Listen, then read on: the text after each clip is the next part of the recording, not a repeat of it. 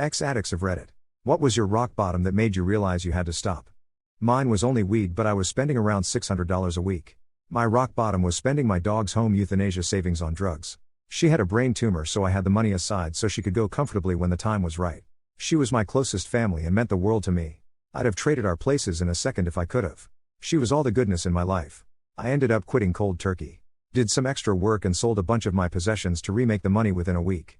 Was just in time to because she needed that money a few days later. The realization that I had put my addiction before the comfort of my beloved dying dog was my turning point.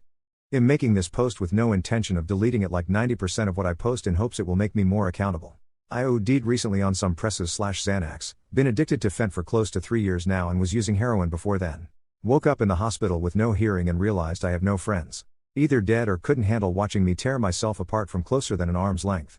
I've been running around the last 6 years lashing out at myself and hurting others in the process. It made me feel selfish and uncaring.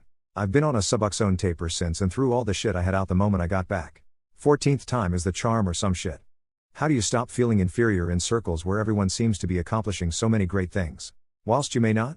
I never worry about that.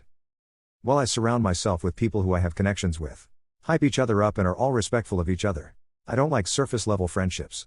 They might be more successful in one way or vice versa, but we are all close enough to know we all have some shit going on and none of our lives are perfect, and that's why we are all there for each other. I have to remind myself that everyone's progress is different, and that the me 5 years ago would be proud of everything I've accomplished now.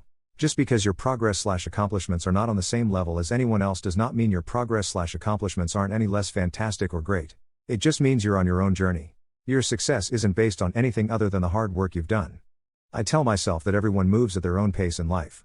There is always going to be someone better off and some worse off than you, so if you're happy with what you do and have prior to that feeling popping up, then it's just your brain overthinking. Being happy for your friends and sharing the happiness through their accomplishments is a wonderful thing, so try to think of the positives. I talk to myself often and will often ask where this feeling of inferiority is coming from. I've done this for years now and I realize sooner than later if it's the group or a person wanting to make me inferior or if it's just my mind. If it's the former, I scoot as far away as possible from the group and person, as that's not the kind of negativity I want to be around. If it's the later and just my mind obsessing over why my progress is slower compared to others, I remind myself of times worse than now that I survived and how far along I have come since. It gives me hope and teaches me that no two people or their lives are the same and each soul progresses based on the opportunities and obstacles placed before them. What subscription is worth every penny? My dad got a family Spotify account years ago that allows us to link 4 accounts over numerous devices. And the kicker is it was a special unlimited deal in the fairly early days of Spotify, so it was for EU 60 total per year. So for the past number of years I've been paying EU 15 per year to have Spotify Premium, and it's honestly been the best value I've ever had for anything in my life. Even then I'd still pay the full price if I had to for the service, as I think it's just that good. Chag if you're in school, smoke free if you're trying to quit smoking. I like watching them lil numbers go up. Sky guide for scanning the night sky. Hell, it comes in clutch when I see something neat and want to know what I'm looking at. TBH, I don't even know if I pay for it. I'm just doing free advertising, it's that good. Box a charm if you need hair/skin/makeup products but you have a hard time deciding or want to sample new things. The value is great and the products are full size and nice quality. People regularly have to pause the subscription cause they can't go through the products fast enough. Spotify, the algorithm is scary good sometimes. Spotify, Amazon Prime are the two that I use the most and get the most value out of. Amazon Prime would be worth it just for the free shipping. But throw in the extra services it has, like video, and I find it a great bang for the buck. YouTube Plus, even though I hate how they forced me into it with all their ads. I have the Chase Sapphire Reserve card and I travel enough to get the value from extra perks. It's nice having a lounge to chill at before a flight.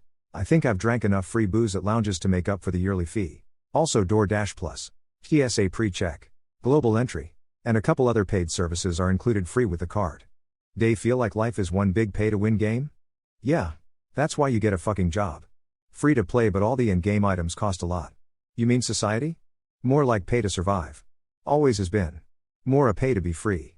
Life is the free game apps that you can only advance in by spending real money. No. You're welcome to head out into the woods and do it that way too. And I'm the guy over here drowning in ADs trying to stay afloat and scrounge a couple power-ups. Yup. Totally. It feels like the more money you have the more advantages you get in life. Like with better healthcare, education, job opportunities, etc. It's incredibly unfair. What is a book you consider that changed your life? Or you would recommend that all men read? You're Not So Smart by David McCraney. It's a fun and entertaining primer for a lot of assorted logical fallacies that most of us witness and engage pretty regularly. Things like priming, confirmation bias, availability bias, Texas Sharpshooter Fallacy. Ad hominem attacks. And several others. It's a really good book for introducing people to recognizing these ubiquitous attempts at subverting our intellect and opens the door to a lot more awareness. I personally think it's a fantastic book for any teen or early 20s person to read. Moonwalking with Einstein by Joshua 4. It is a real story of a regular person to become a memory champion in his country. This book teaches you to use your mind palace like Sherlock Holmes does. I really like Sherlock and never imagined a mind palace would be real, but then I realized that it is very effective and logical technique that everyone can learn. It helped me a lot in university to memorize things to the extent that teachers thought I was cheating since it was impossible for them to memorize every single thing in a topic. All of them. Personally, I feel reading broadens your perspective and almost forced you to be mindful. Books allow you to actually walk in someone else's shoes. Whether that be fictional, non-biography, or otherwise. I enjoy audiobooks due to my job, but they put me in a place or observant perspective and push me to think about things in a different light. No, I may not be dealing with magic, other worlds, or places/creatures that don't exist. That doesn't change how people handle different situations, and a specific mindset or view of another's situation can help my own. 1984. Nick Offerman's Bios, Brace New World, Cradle Series, He Who Fights with Monsters.